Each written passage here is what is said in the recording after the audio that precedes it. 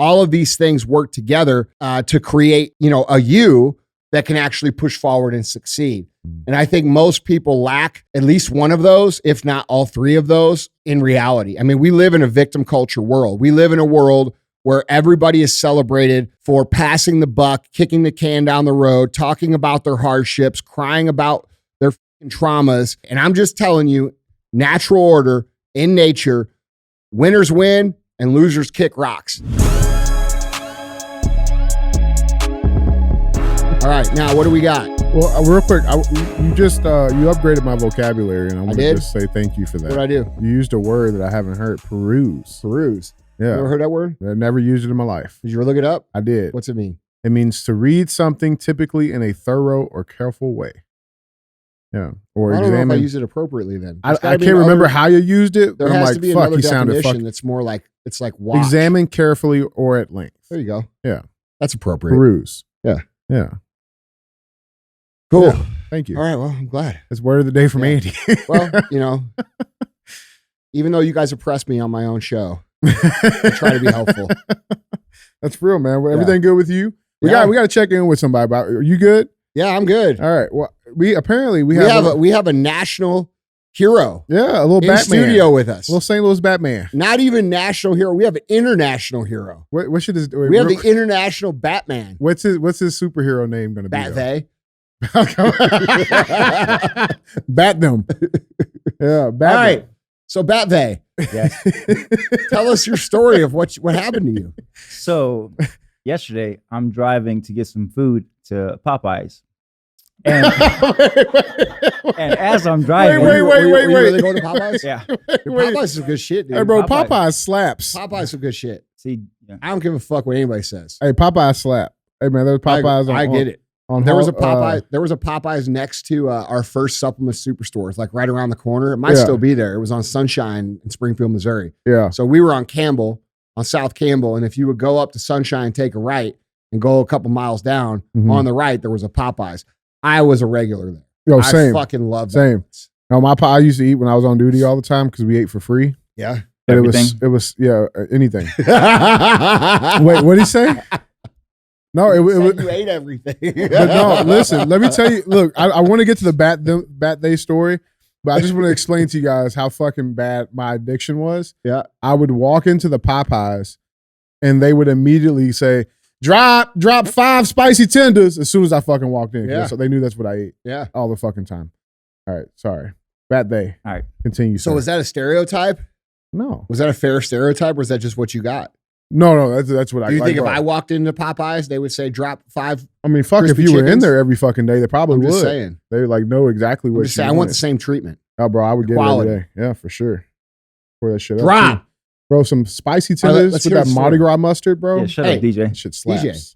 All right, so I'm driving. Bat-They's got a story. This is a safe space. I'm sorry. Go ahead. So I'm in the left lane, and there's a truck in the right lane, and it's going, and it's raining, so you can't really see anything, and the road is like very slippery. So there's a right turn, and you can go straight there, but in the middle there's like the little triangle separator thing. Yeah, like a curb. Yes. Yeah. So this truck hits the curb, and I'm watching it slowly flip over to its side. Yeah. I'm like, holy shit. And it rests on his side. Correct. Okay. First thing I do, take out my phone, take a picture. Holy shit. Yeah. So I got the picture here. Just pull it up for you guys.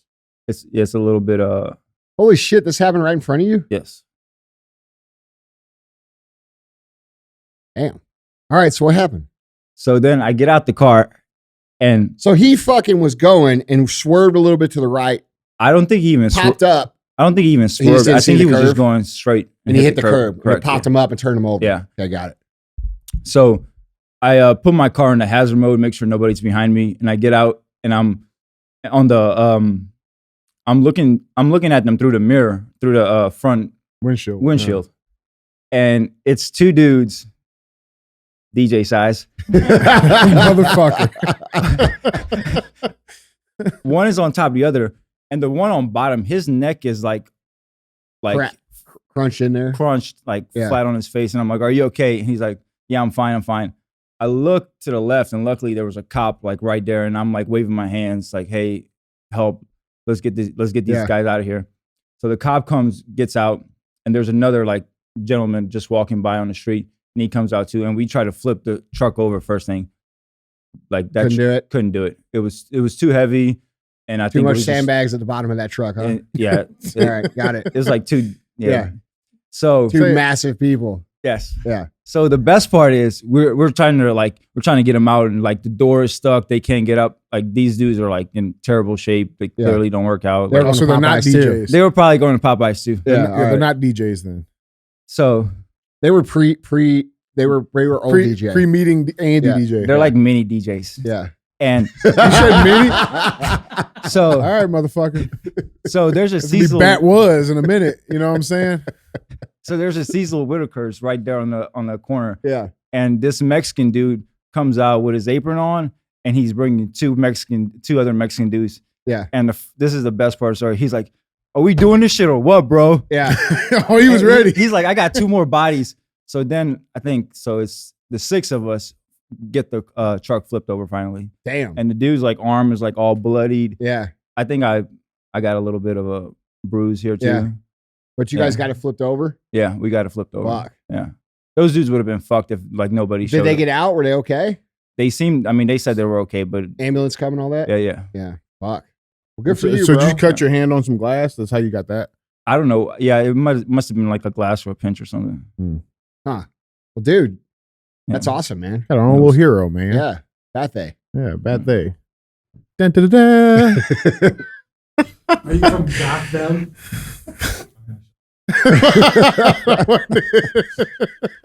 Holy shit, let's do a show. That wasn't it. Yeah, that wasn't it. Gotham.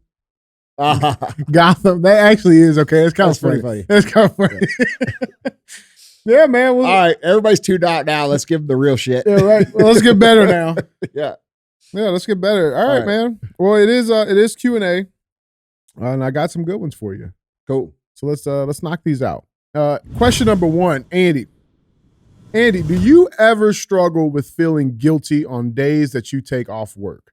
I've found that I struggle taking time off, and I feel extremely guilty, even when I've worked very hard to earn a day off to enjoy my hobbies. One of the reasons I became a business owner was to have a more flexible schedule, but now that I'm here, I struggle to put it to use.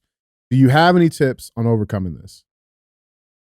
Dude, look, I think, first of all, yes, the answer is yes. I do struggle with that. But I think where that struggle comes from, at least for me, is just the habitual nature of executing day by day by day by day over a long period of time, years and years and years, decades for me. Okay. And I'll use the example of when I went to Mexico as an example.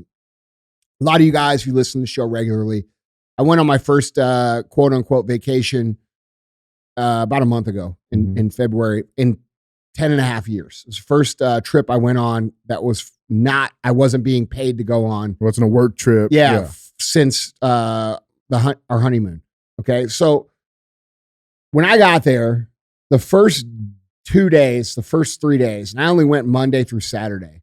And so Monday, Tuesday, Wednesday, I was full of guilt and anxiety the whole day, no matter what I did. And what ended up happening was I ended up on the phone with my brother and with the guys here at First Form or in a group text almost the whole day. And so I went back to work because I was so uncomfortable not working. And I realized while I was there that wasn't like the point. The point is you're supposed to not do that shit and detach from it. And so for the last couple of days, I was able to detach without much anxiety or guilt, but it was still there. And I think what it is, dude, is it's just a result of difference. You know, when we do something over and over and over and over again and by the way, this can be building a business. I'm doing this day after day after day after day, week after week after week after week, month after month after month, year after year, etc. And the minute we get something different, we're going to have anxiety and stress and guilt. And I think that's normal if you're in that. And I also think that if you did nothing every single day, that you're going to feel the stress when you start to do something. So I think that anxiety and that guilt and that stress comes from just being outside of our normal routine. And I think for people like you who are asking this question, and people like me, I don't think it's necessarily a good thing that we cannot operate outside of our day-to-day routine. And so I've had to since I got back from vacation, I've been putting in some true effort into trying to get more comfortable not working every single day. So like the last 4 or 5 weekends, you guys probably noticed, I don't really post too much on the weekends. I'm trying to put my phone in a different place. That's part of that plan. Yeah, trying to put my phone in a different place of the house to where I'm not connected to it all the time. Making some adjustments so that I can be more comfortable in the times I'm not working, because I don't think it's healthy to feel that sort of guilt and anxiety just because you're taking some time for yourself. Remember, we build this shit and we work on all this shit so that we can have a life. And when our life becomes our work, which, dude, is okay, certain people have to do that, right? Like, I'm built for that shit. I have to do it. And I have to do it so that all of these people that work with me in every different company that I own, they can have lives, right? Like, so I understand I'm going to have to wear more of it, and I'm comfortable with that. But I also think it's good for us to be aware that we need to be able to operate without that as well.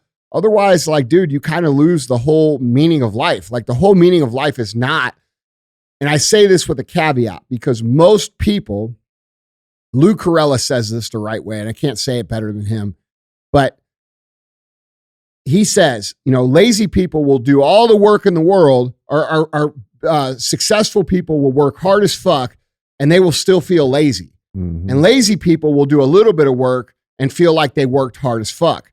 And that's the paradox of people. So like, I say this with a caveat, because for most people do not work hard enough. Most people never could even relate to this question because they don't even do that level of commitment to whatever it is they do. They might have a job. You might work fucking 8-10 hours a day. You go home on the weekends and you don't think twice about the fucking what you're doing. It's a completely different fucking life. Yeah. When you're an entrepreneur and you have responsibilities, your work becomes your life. It's just part of it. And when you get to the point where you're working so much and so hard that you have a problem detaching from work, it's time for you to do some work on that so that you can have some peace and some life that is actually yours. And that's something for me that I actually learned from watching Kobe Bryant. Kobe Bryant is somebody who I'm not a basketball guy, but I admired his drive and his tenacity and his work ethic. And I felt very parallel to that through his career in my career. Even though he was doing basketball and I was doing business, I felt very similar. And when he passed away in that helicopter crash, actually, you were with me when we found out. We were right over there. Yeah. And that made me realize, like, oh shit, dude, like, I got to remember that this is not everything, because I know what he was thinking. He was thinking, I'll work my entire life. I'll do everything I fucking can. And now I'm done with basketball. Now I'm going to live my life. And he never got a chance to live it. So that was like an eye opener for me, to where I needed to realize, like, okay, I need to at least create a level of comfort with me not working that doesn't cause me stress, guilt, and anxiety. And so that, and as funny as that sounds to some of you, like you listening, that's real shit. Like, a lot of people will hear that and they're like, what the fuck are you talking about? I don't have any, like, dude, I can't wait to get away from it. Yeah, well, you're the people I'm talking about who work very little and think they work hard as fuck. You're not getting it. You feel like you truly earned that. You can't even relate to the people on the other side of the equation. So for a lot of people, this question is not going to make a lot of sense. But I do get it. I do struggle with it. And I think it takes a conscious effort for you to detach and try to remember that the reason that you do all this stuff is not to do it. We're not doing it to do it. We're doing it so that we can actually have a better life. Yeah. And that goes for not just your customers, not just your employees, not just the people in your company, because you can get caught up in that. Yeah. Like, I get caught up in that. I get caught up in, like, dude, I have to go because I have to create opportunity. I have to create a career. I'm committed to this. I'm responsible for this. And I take responsibility for the lives and careers of the people who work for my companies. Lead by example. Yeah. So I bear that burden, right? Yeah. But you got to remember that you're supposed to do that for yourself too. And it's important for us, especially you high driven type A bad motherfuckers that go really fucking hard.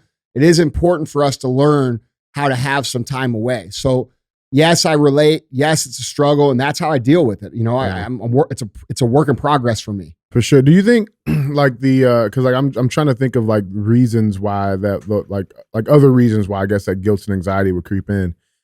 Do you find yourself, or have you seen other people that have this fear of like, well, shit, if I step away, then the whole house will catch fire and burn to the ground? Well, I don't feel that way. A lot of people feel that way. Is it a common thing? Yes, It's very common. And the reason that happens is because you haven't built out the systems, the structure, or the people to operate your business when you step away. That's not my problem. My problem is not that shit falls apart whenever I step away. Dude, I have tremendous people. And like, dude, First Form is filled with tremendous people. S2 is filled with tremendous people. Our cannabis business filled with tremendous people.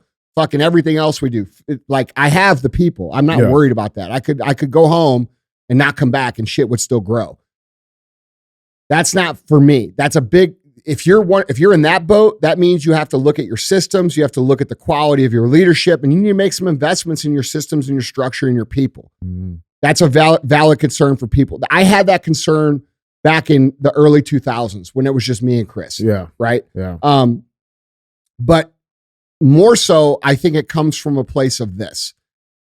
I've been highly competitive in business for almost 24 years. All right. That's a quarter of a century. When you run and compete at that level for that long and that hard, you, and I'm saying this not because I just can't think of a better word, but it changes you and it traumatizes you to the point where you're always competing. Like, I'm competing in everything. Like, bro, when you and I are out doing cardio, I'm trying to compete on my walk pace. Yeah. Like and that's a great thing for business. But the problem is that when you unplug from it, like, and dude, we see this a lot with pro athletes, right? Like, we see athletes who were great at what their sport was. They get done competing and they fucking kill themselves. Yeah. Right? Like, there's a number of athletes that have been great athletes that end up fucking killing themselves or destroying their lives or burning their whole entire shit to the ground because they don't know how to operate outside of that environment. And that comes from years and years and years because, dude, think of it for an athlete. Like, okay, like, let's just say Tom Brady, right? Tom Brady played, 20-something years in the fucking NFL at the highest level, by the way. The best fucking player that ever played in the NFL. And you can't argue it. It's statistically proven. He played that competitive for 20 years before that. Right. Okay? So, like, you have to understand that, like, people that compete at this level, this is not something they turn on and off. This is who the fuck they are. And I am that way. I'm built that way. I've always been that way. And, after running like that for that long of a time, guys, like, it's hard. You're acclimated to it. Dude, it becomes hard not to do. Yeah. And it becomes hard to relate to people that aren't like that. It becomes like, and people think you're a dick. Like it's weird. It's a weird thing. But this is why, you're going to see Tom Brady go out and become successful and all sorts of other shit because his competitive nature is to compete. And that's just who the fuck he is. And some people are fucking like that. I happen to be built like that. Yeah. I can't help it. And so if you ever like it's never I'm being a dick or like anything. It's just, dude, I have a hard time not in that environment. Like, I don't do well in just regular social chill environments. Yeah. And like, that's something I've been trying to improve upon. For sure. I mean, I think there's something to be said too about like the harvesting aspect of it, right? Like, where you are today right now is because of the work that was put in years ago. So you have a solid understanding knowing that, okay, well, I have to do work today for the next 5 fucking That's years. what I'm saying. Yeah. So like, dude, if you're in business and once you understand that, it's hard but see, dude, I also clearly understand that the minute that I stop, someone else is taking my shit. You know what I'm saying? Like, the business doesn't fucking stop. It just goes somewhere else. Right. Okay. So like, you have to, like, I clearly understand that delayed gratification position. So like, if, like what I tell you guys, like when I say, hey dude, I'm trying to build an iconic American brand, that is, you know, the new quote unquote Nike type brand in America. Like we're nowhere near that. So like, you have to understand my goals are so fucking big that I know that if I want to be where I'm at, I have to put in that time now. Yeah. And that's why when people look at me and they see like the success that I've been able to, you know, build personally, they can't understand why I go so hard. Well, the reason I go so hard is because, bro, we're not even we've just now built the launch platform to do what we're trying to do. Rocket ain't even and built by the yet. way, I don't have these connections, and I don't have connections to the guys at the Federal Reserve or all these big fucking billionaire motherfuckers to give me money and fund my shit. Klaus ain't never came No, up bro, yet. my companies are debt free. Yeah. None of my companies owe fucking anything. Yeah. I don't have a line of credit for any of my companies. All my companies are 100% fucking owned, paid for, and debt free. And I promise you, there is very few companies that operate at the level that we operate at that are like that, if any. Okay. So I'm not that good. I'm not that gifted. I don't have those connections. So I have to go that hard to even have a shot to be where the fuck I want to be and where I think we could be. So, but at the same time, bro, like it wears on you. It's real shit. Like it'll wear you the fuck out. And so like you have to, like I'm a big thing for me. It's not like I'm trying to go less hard, but what I have figured out over about the last month or so is that if I do take a day or two a week to unplug, I actually do go that much harder on the days I'm here. Yeah. You know what I'm saying? 5 or 6 other days that you're putting. Yeah. And so like, you know, there's truth to that. Yeah. The problem is people take that who are lazy and we're undisciplined. Yes. And then the 1 or 2 days become 3 or 4 days. This is why you can't talk. Yeah. This is why I don't talk about luck. Like, does luck exist? Yeah, it fucking exists. Am I lucky? I've been lucky a few times. But motherfucker, I work my fucking balls off for the last 24 years, every single fucking day, 7 days a week. Like I said on the show with Yoder, like, dude, a lot of people don't realize that. Like when times were good, I was still working that hard. When times were bad, I was still working that hard. When you were on vacation, when you were celebrating this, when you were doing this and going out with your boys and doing this shit for 24 years. Imagine the last 24 years. Go back in your life right now and imagine the last 24 years of your life. Some of you aren't even that old yet. And since the day that you were born, I have been working like that. Okay. So like, that's a hard habit to break. Like when it's in you, it's fucking in you. Yeah. And so, you know, for me, dude, I really understand that question very well. But, you know, I also am starting to realize, you know, like, look, I got to have a little bit of me life, a little bit of my own life. Right. And it's been something I've been trying to reconcile, I'd say, for the last 8 or 9 months. I think getting off Lexapro for me really made me realize that. Yeah. That's real, man. But yeah, it's you know, I don't know. The point I was making about luck, I didn't finish that point. The point I was making is, yeah, did I get fucking lucky a couple times? For sure. But I was working the whole time.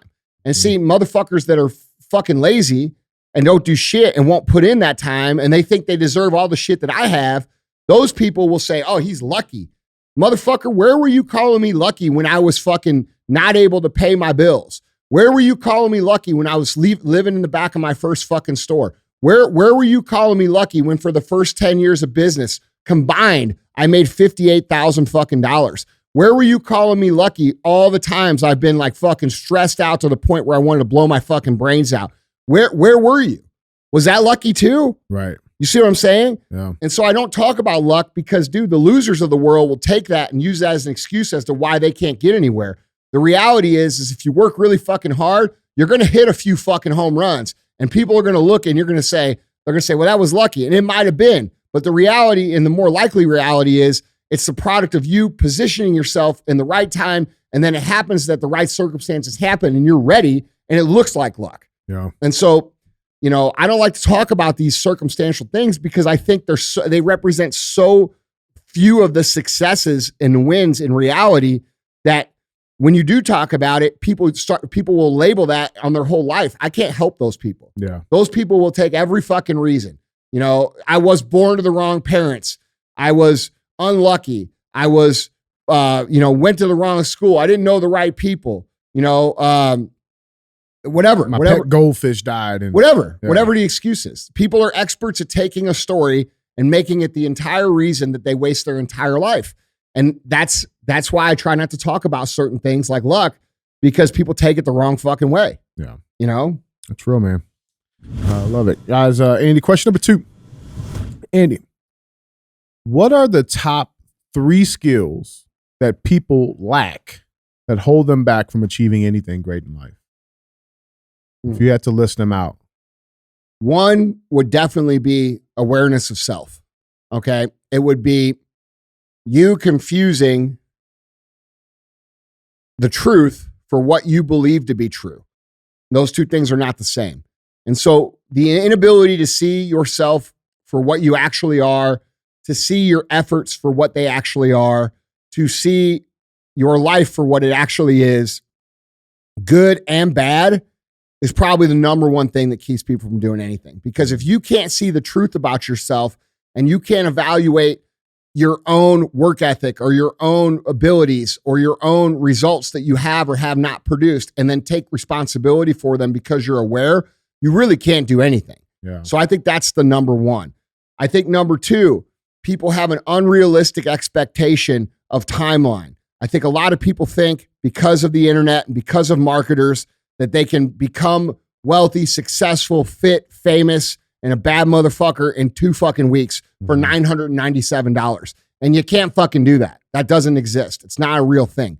So having a real expectation of time and understanding that it is going to take much longer than you actually think it's going to take is an important aspect for people. Like perseverance, tie that in maybe? Yeah. It's expectation. Because if you have the correct expectation for time, then you're less likely to quit, because you're like, oh, well, I've been doing this for, like most people are like, I've been doing this for 3 months. It didn't fucking work. Well, motherfucker, it takes fucking 3 years. Right. That's a real thing. Okay.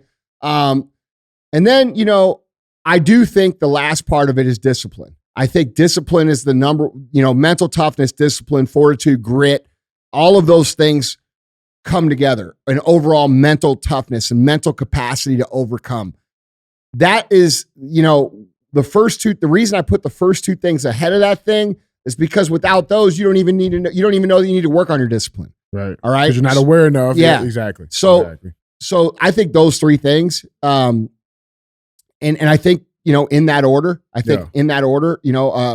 awareness, realistic expectation of time, and then, the understanding of mental toughness as a whole, meaning discipline, fortitude, grit, perseverance, self-worth, confidence, self-belief.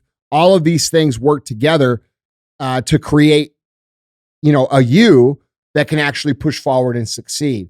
And I think most people lack at least one of those, if not all 3 of those, in reality. I mean, we live in a victim culture world. We live in a world where everybody is celebrated for passing the buck, kicking the can down the road, talking about their hardships, crying about their fucking traumas.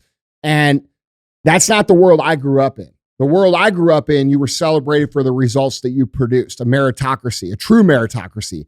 And that's the reality, whether we want to pretend it's not or it is. It just is. It's natural order. So we have to understand that you will, no matter what the fuck you think, no matter what you think right now, I don't give a fuck who you are or what you think of me. You might think none of that shit matters. And you might think, oh, I'm on this journey to find myself and none of that shit matters and blah, blah, blah. Bro, come find me in 10 years. Come find me in 20 years. Come find me in 5 years. And I promise you, at one of those phases, you're going to look at me and you're going to say, fuck, I wasted the last 5 years. I wasted the last 10 years. I wasted the last 20 years thinking that shit was us one way when in reality it is another way. And I'm just telling you, natural order in nature, winners win and losers kick rocks. And that's reality. And you're going to be judged upon the results you produce, whether that's with your family, whether that's with your business, whether that's with your fitness, and nobody gives a flying fuck about what you could have been or what you could have done or what hardships you face. They just don't. They might fucking clap. They might like it. They might share it. They might give you some sympathy or some sort of understanding conversation, but in the reality, they don't fucking care. And if you buy into that, like that's your way of identifying yourself as a victim in all these different ways, you are going to lose. And at the end of your life, you're going to have nothing to show for your entire life. Nothing. And I can't think of anything worse than that. And that's what society is propagating. Society is propagating victim culture that keeps people stuck and believing that they can't move forward. And the reason that they can't move forward is some reason out of their control or circumstantial, when in reality, there's very few circumstances that can actually keep us where we are. We choose to stay where we are by quitting. We choose to stay where we are by not continuing to go down the path. The circumstances are going to come, and they're going to come over and over and over and over and over your entire life.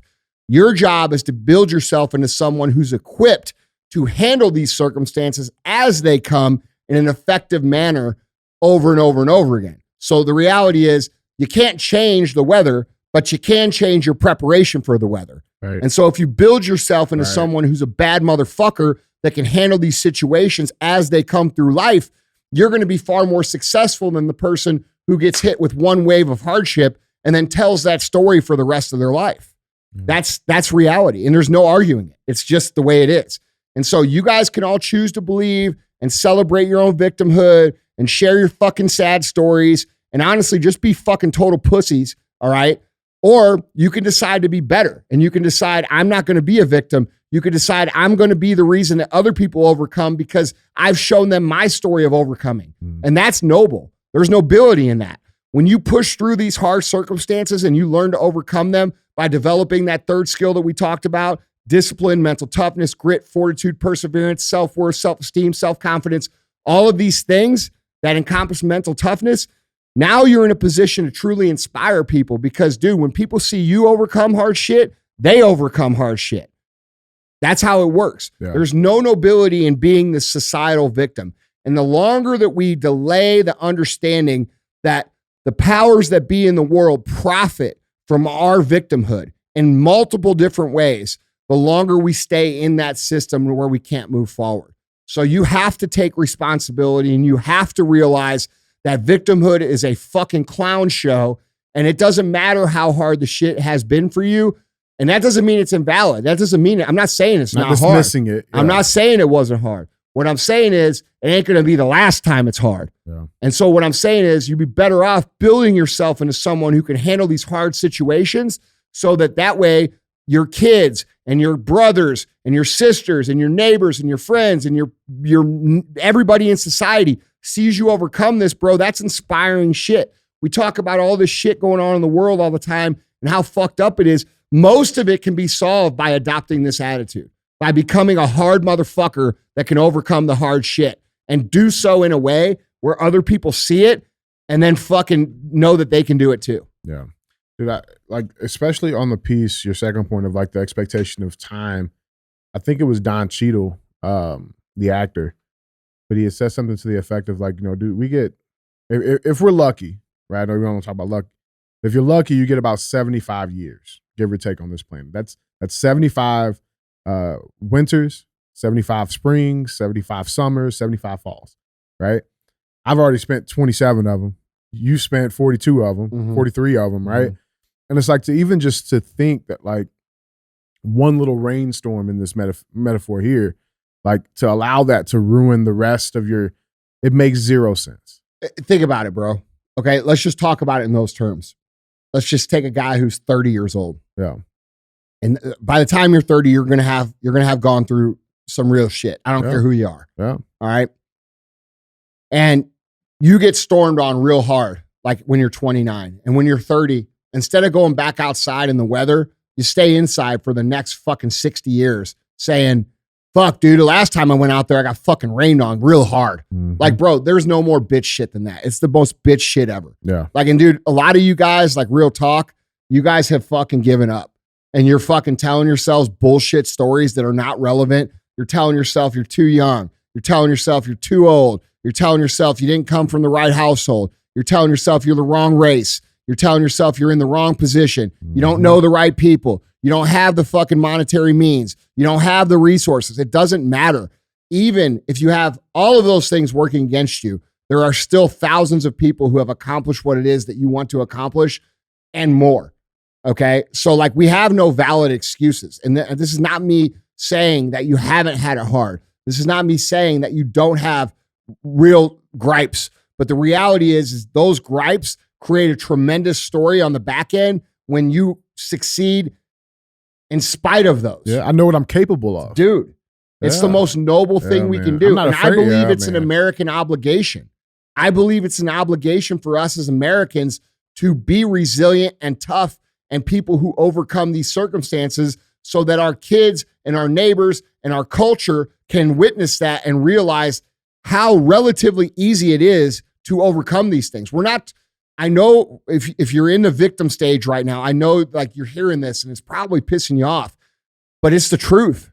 It's the truth. You're your own worst fucking enemy, and culture is working to keep you in this exact spot that you're in for the rest of your life. If you're one of these people out there that's mad at me right now hearing this, do you really want to spend the rest of your fucking life living how you live right fucking now? Because that's what you're going to get if you don't get out of this mindset. And bro, we talk about the problems. We have the media, the culture. Bro, the therapy space is a big propagator of this. Okay, it's a $380 billion a year industry. Most of the therapists out there propagate victim culture so that you keep coming to them to get fucking paid. So they help you create this mental jail about all this shit that you have wrong with you. And then you can't escape it because it's coming from someone credible. So it's very dangerous. And we have to fucking identify where these things come from. And if I were you, I would adopt an attitude right now of fuck you. And here's what I mean by that. Oh, fuck you. You think I've got this problem? Oh, fuck you. I've got depression. Oh, fuck you. I've got fucking anxiety. Well, fuck you. I'm going to do it anyway. That's the attitude you got to have. You got to have a fuck you attitude, bro. And when people try to put you in a box or get you to create a mental jail or tell you you can't because you have something about you, you have to fucking call bullshit on that and realize and look for the examples of people who look like you, who came from places that you came from, who fucking had worse circumstances than you that still won. And that's what we have to do, because we live in a society that profits heavily off victimhood. Okay, it's not just therapy either. The data streaming services, the medical industry, the fucking information, social media, food, all of these big giant businesses win when you give up on yourself. They all make more money when you decide, fuck, I'm a poor little me and this is all I'm ever going to be. So I might as well sit here and order Pizza Hut and fucking watch Netflix and order DoorDash and never take care of myself and never make any money and never do shit. This is how they get you. So like, dude, it's just, and this is why point number one, self-awareness. You have to be aware of self. And when you're aware of self, it becomes easier to be aware of your circumstances. Absolutely, man. Guys, Andy, our third and final question. Andy, question number 3. Andy, I am 17 years old. Very simple question. How do I go about making the best first impression possible? Man, this is a great question. This is a great question. Do not be afraid. Do not be intimidated. All right. This goes for 17, 27, 37, 47, 57. It doesn't fucking matter. This is for everybody.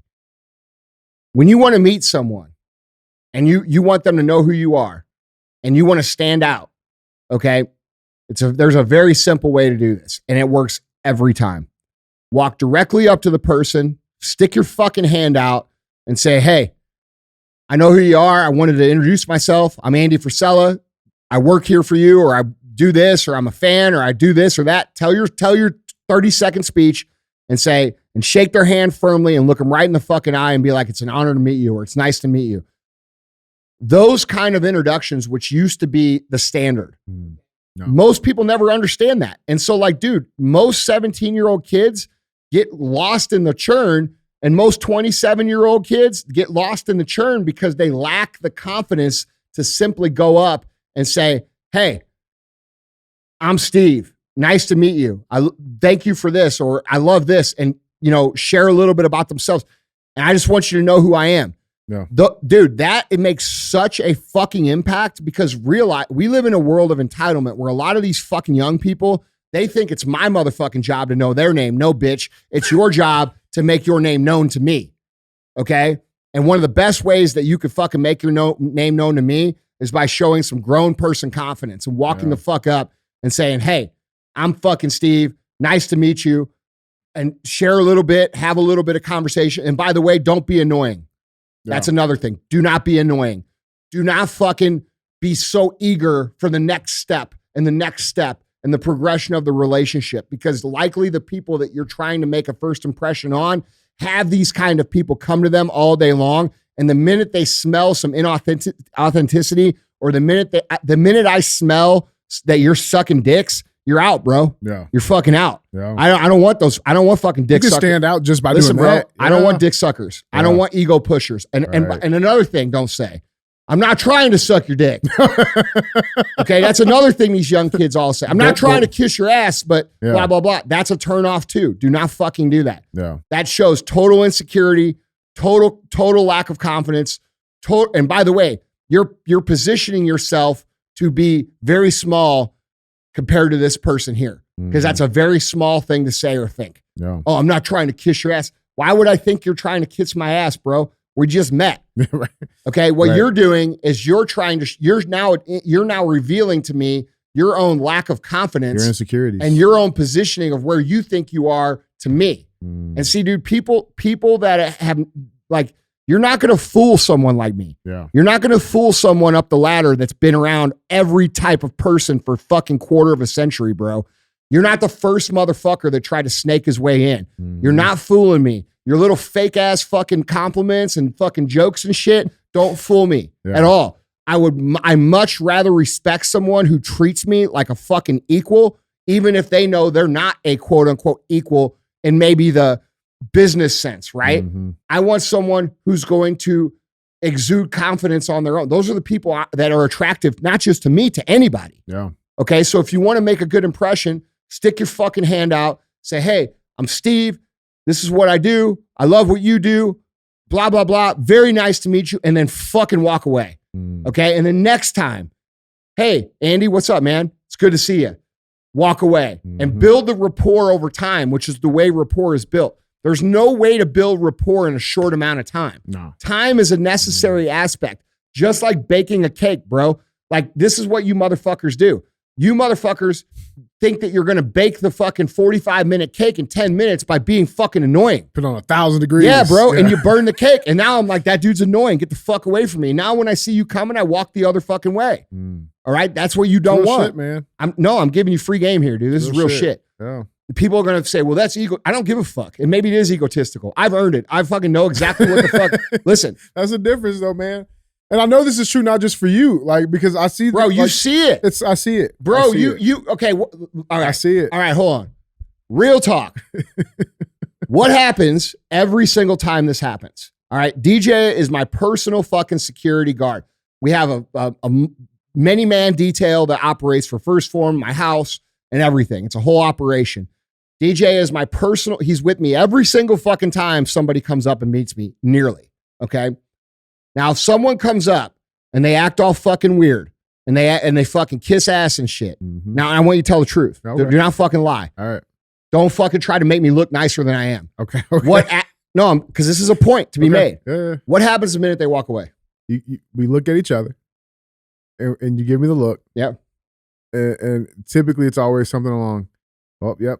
Never again. That guy's a piece of shit. Yeah. Or did you fucking see that fucking guy? Yeah. Or did you fucking notice how he tried to suck dicks? Or look how fucking annoying that was. He's immediately off the list. Okay. Forever. Yeah. Forever. Yep. Forever. Because you think you're smart and you're selling someone who is better at selling than you. Yeah. Okay. Let's show him what the look looks like just for YouTube. Ready? Wait, you just shook your hand. Yeah. Ready? And then that's when you're like 3 feet away. Yeah, right. Okay. And when you get to be 10 feet away, now it's like this. Bro, Bro, did you fucking see what that? the fuck? That's what it is. And so just Yeah. understand Yeah. that that's what happens. And I'm giving you and that's No, not this just, is real shit, though. that's man. not just me. Yeah. That's anybody that you're trying to make a fucking first impression with, and you fucking get too eager, or you get weird, or you start like, bro, Hermosi and I have a fucking thing that we talk about all the time for new contacts. Yeah. There's a 6-month probationary period. That means 6 months of legitimate rapport building before, because like, dude, what happens is people will ask you for something very quickly. Yeah. Right? Donate to my fucking charity. I want to do business with you. Invest in this. You know, Yeah. I think I can save you money on your credit card, whatever the fuck it is. Okay. Like there's always an angle. And when you expose that angle immediately, I already know that the whole relationship is a fraud anyway. Yeah. I fucking know it That's immediately. the only reason. Yeah. Yeah. So, dude, take your time building rapport. You know, like, bro, when I was fucking when I had no social presence, none at all. This is actually a super valuable story for you guys. So Gary V, and everybody knows that I'm friends with Gary, and everybody knows that I don't agree with everything that Gary says. And by the way, Gary doesn't agree with everything I say. And you know what? We're still fucking buddies. Yeah. Okay. And I love that man because of that. When I met him, it was like 2012, 13. I didn't have very much. I had just discovered Instagram. I hadn't had the podcast yet. I didn't know shit. But here's what I did. I read his book, Crush It. Mm-hmm. And I put some of the principles in play. And my company went from $1 million company to like 35 million in like 2 years. It went quick from just that one the shit that I read in his book. And I wrote him a letter and I said, hey, dude, I just want you to know, and this is a real genuine statement. I just want you to know, like, I see how much work you put out. I see how much you put into this. And I told him my story. And I said, look, I own First Form Supplement Superstores. And I told him the story. I told him how we grew the brand. I told him how his book helped me.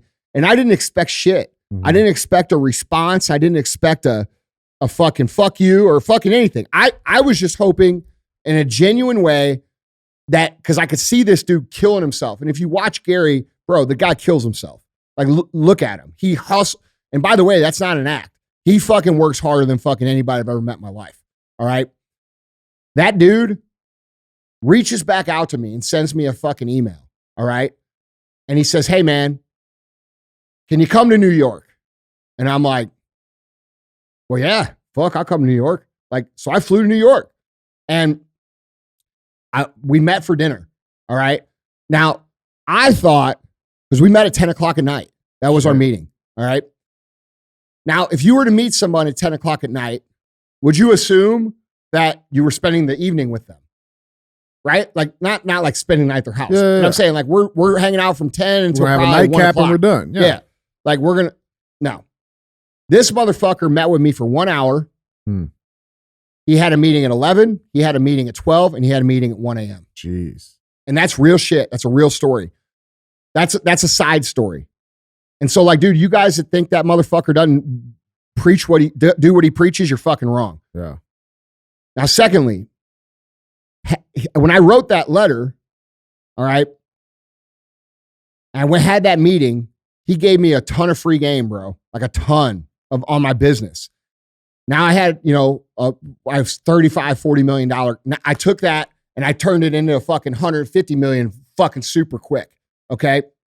And in that time, I started podcasting. I started doing my Instagram, which I don't really do Instagram anymore. You guys know that. I haven't posted since 2020. But now I'm focusing on YouTube, right? Mm-hmm.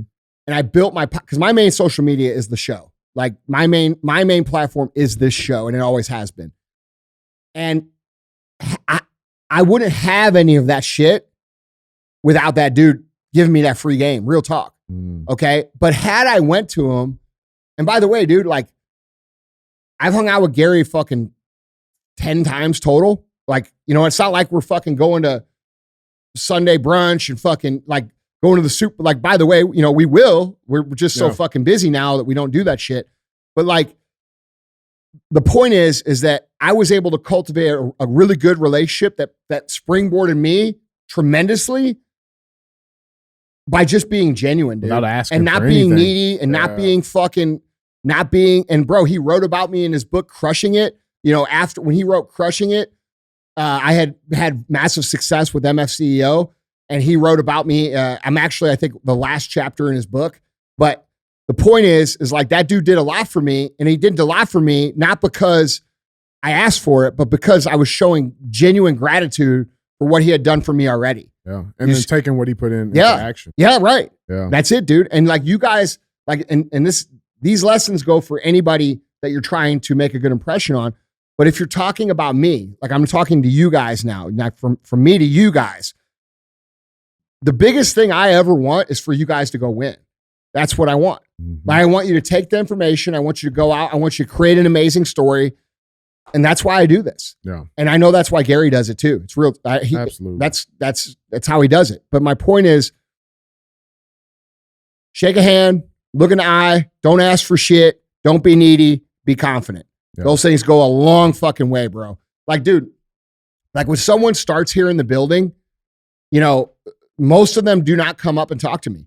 And there's people who have worked here for 2 or 3 years that I still don't even know their fucking name because they have not come up to me. And it's not my job to go to you. Right. It's your job to come to me. And there's people who have handicapped themselves inside my companies because they don't have the courage to go do something very simple, which is shake a hand, look in the eye, and say, this is who I am. Mm-hmm. And that, I respect that. And so does every other successful person that I know. And probably now, are there celebrities that are going to say, fuck you? Yeah, dude. Maybe. Those people, a lot of those people didn't really earn their place in life. Right. People who have earned their place in life, they respect the fuck out of that. Yeah. So I love that. Yeah. And so I just want to clarify, especially to the younger crowd. So I don't need to go lease a new Lambo. No, in fact, I don't need a $5,000 suit to come meet you for the first time. No, in fact, bro, do go back to what we talk about whenever I meet people like that. Do I not make fun of them right after they walk away? Like, you ain't fooling me with your fucking leased Huracan, bro. Right. Right. You're not, I understand how you got that. Mm. You know what I'm saying? Right. Like, you're not fooling me. That shit don't fool me. Like, be real. Yeah. It's very fucking simple. Yeah. Bro, dude, what kind of clothes I wear free clothes. Like, I'm wearing free clothes. Like, I'm wearing free shorts. I'm wearing Fruit of the Loom fucking 7 in a pack Walmart underwear. Yeah. This is a free shirt. This shirt is free. This hat is fucking free. Right. I wear free fucking clothes, bro. Dude, you're not now when I wear a suit, I wear the right suit. Oh yeah, yeah. No okay. doubts. No But doubts. that's what I'm saying. Like, come in here with your Balenciaga ridiculous shit on, with your fucking big fat fucking diamond out, bro. I already know what I'm dealing with. I already know, because real motherfuckers don't fucking act like that. Yeah. They don't act like that. So just be authentically you. Yeah, that's it, bro. And if you're 17 years old and you don't have shit, fucking own that shit. Yeah, right. Hey, I don't have shit now, but one day, motherfucker, I am. But I'm gonna use your shit to go get some shit. Hey, I love that shit. Yeah. Like, I love when people have the confidence of like, dude, and then another thing is, don't say this. This is something that people say that annoys the fuck out of me. You and me are exactly the same. Oh yeah. The fuck we are. We also talk about that. No. Dude, do you not remember me calling that dude out on stage in California Yeah, one time? Yeah. That dude said that to me. Yeah. I had this dude say that to me on fucking stage when I was like, he goes, you and me are the same. And I'm like, bro, you're 350 fucking pounds. You might have been the same as me fucking 7-8 years ago. Yeah. We ain't the fucking same right now. No. That's why I have a shirt on 75 Hard that says we ain't the same. Okay. So don't insult someone by saying something like, you and me are exactly the same, or dude, we're alike, or we're this. No, we're not. We may think alike. You may think we're alike. Similar beliefs. But see, you're in the fucking beginning and I'm down the road over here. And through all this process, I've earned the right to not be like you. All right. Now you have to go out and earn that right. And that's not me shitting on people. That's just the fact of the matter. When you look at me and you're fucking broke, and when you look at me and you're 400 fucking pounds, and you look at me and you don't have your shit together, you have no discipline, you have no drive, you never built anything, you're out drinking fucking 3 nights a week. When you look at me and say, bro, we're the same, that's an insult. That's an insult. Because I'm proud of what I've built. Yeah. I'm proud of the work I've put in. And like, that's just reality. So don't say that to people. And for you guys, now say this instead. Say, hey, I really resonate with the shit you say. Yeah. It really hits me. That's real shit. Yeah. But like saying we're the same, I hope one day we are, but we ain't right now. And for everybody that thinks that, you know, oh, that guy got butt hurt, he actually changed his fucking life, lost a shit ton of weight. We followed up with him. So, yeah, you know, there's that. Well, yeah. Oh, dude, I don't care. Like, look, dude, my job is to tell the fucking truth. Mm. I do that man no service when he says we're the same. Sure are, brother. Yeah, we are. That's right. I do him no service. No. So no, we're not the same. With all due respect, you have a long way to go to get to where we're the same. I hope you fucking get there. I'll give you all the tools to get there. I'll tell you exactly how to do it. And by the way, I'll tell you exactly how to do it for fucking free. Mm-hmm. Okay. Speaking of shit that's not free though, Arte Syndicate Live. Oh, that's perfect. Yeah, I know. It's because I'm an expert. See, from here to there, you learn a few things. Yeah, right. One of them being seamless transitions. Okay. Arte Syndicate Live, April 22nd, St. Louis, Missouri. Ed Milet, myself, and a third speaker who happens to have one of the most powerful books on the market right now, who is the hottest name going right now, are going to give a day of teaching, a day of entrepreneurial lessons, a day of real talk about how to navigate through this uncertain time that we're going to get into moving forward. And it's an opportunity for you to come to learn not only from us, but also connect with a ton of like-minded entrepreneurs who are also on the same path. And that's April 22nd here in St. Louis. We have a few tickets left, and it's artesyndicate.com if you want to get tickets. And by the way, when I say a few, I mean just a few. And you should come. Nobody goes to these things and says, fuck, I wish I hadn't went. Doesn't happen. I do have a follow-up question on your impressions question. Okay. Somebody like you, if you meet somebody who you have been following along for a really long time, let's say you like The Rock, irrespective of his political opinions. No, I do like The Rock. I do still like The Rock. Like a lot of people hate The Rock because he said some shit that he was probably very strongly encouraged to say. Paid for it. It was probably very leveraged to say. Yeah. That's my personal belief. But I love The Rock. I think his body of work speaks for itself. I think he's done 99% great fucking example setting for young men. And I appreciate his body of work. Just because I disagree with him on one thing doesn't mean I don't love The Rock. I do still love The Rock. Same like Arnold. Yeah. Well, Arnold's a little different because he was literally saying, screw your freedom. Yeah. And that's a pretty hard thing to say. Now, at the same time, that's one thing out of 40, 50 fucking years that I can respect. So like, I don't nail him on the cross for that. Just like I would hope people wouldn't nail me on the cross for the plethora of dumb shit that I say on the show, probably every fucking show. So, you know, I try to practice what I preach. Absolutely. So anyway. So let's say so I'm walking down the airport and here comes The Rock. You're almost about to go on your private jet, but you see The Rock on the next jet next to you. Yeah. And you kind of know that the chances of meeting him again is very slim. Mm-hmm. So, and you have been following him. Not really, because I'm going to own the biggest fucking iconic brand in the world. So I get it. We're going to see each other again, bro. I'm trying to put it in a very average, regular guy perspective. So you meet somebody who've been following for a long time, and you know that you kind of only meeting them once. Mm-hmm. How would you go about talking to that person? And in the back of your head, like you really want to be friends with them, and you know that you're not going to meet them again. How you go about that? I would do what here's what, if it were me personally, I probably wouldn't say anything. I would probably I would probably get on my jet and say, there's The Rock. That's fucking cool. And I would go on my life and continue to build my life into something that he would one day respect.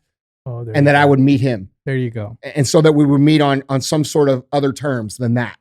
That's how I would handle it. And last thing you want is a guy fucking running up to a fucking private jet. Well, because I know what that's like. Yeah, that's what I'm saying. So personally, that's how I would handle it. But like, let's just say you're not me. You haven't started and you see The Rock and you're like, holy fuck, that's the fucking Rock. First of all, I would be situationally aware. Is he trying to move? Is he trying to? Because dude, there's nothing worse than trying to move through a public place and having people fucking stop you. It's hard. It's very frustrating, and I can't imagine what it's like for him. Yeah. It's got to be. He does such a phenomenal job at dealing with the public and being a great star. Like it's just He's just a good dude. Yeah. And so that would how I would handle it. If I was just a normal, regular dude, I saw The Rock and I'm like, holy fuck, that's The Rock. Like I would just go up and I would say, hey, dude, and I'd stick my fucking hand out just like I said in the thing. And I'd say, hey, I'm Andy. Listen, I really fucking appreciate everything you've done. I know you've worked extremely hard to get where you're at. It's incredibly inspiring. It's helped me. And I would fucking walk the fuck away. And I would make it quick. I would try not to disturb him. I probably wouldn't ask for a picture. And I would probably legitimately just go do what I said. I would try to build my life into a life that we would cross paths on one day. Mm-hmm. That's a great perspective I didn't think of. Yeah, that's how I look at it, and that's probably most people never think of that. If you really follow that person and idolize this person, if you want to gain their respect, do something that you can meet somewhere in the future. That's amazing. That's how I look at it. That's how I've looked at it. Bro, like look at the incredible, like Zishan, bro, like look at the level of incredible people that I'm connected with. Especially with the people that you bring in on Arte. That's what I'm saying. Arte, the podcast, like, bro, these are the biggest names in the fucking world that I'm connected with. I would have never connected with them had I not gone out and done my own work. Mm-hmm. I would just be some fucking dude. Just met somebody once, got a picture and posted on Instagram. Yeah, exactly. And dude, that's another thing. Like, dude, with selfie culture, like, it's not cool to go up to someone and say, hey, bro, can I get a selfie? Like that, dude, that makes people feel like they're a fucking sideshow attraction. Mm. Like it's much cooler and better to just have a genuine conversation. And I know it sucks you don't get a picture for your Instagram or whatever, but the truth of the matter is, man, I just feel like that means so much more to both people. 100%. Yeah. So that's my real answer to how I would handle it. That's a great perspective. So I love it, man. Yeah. Well, Andy, guys, that was 3. Go pay the fee.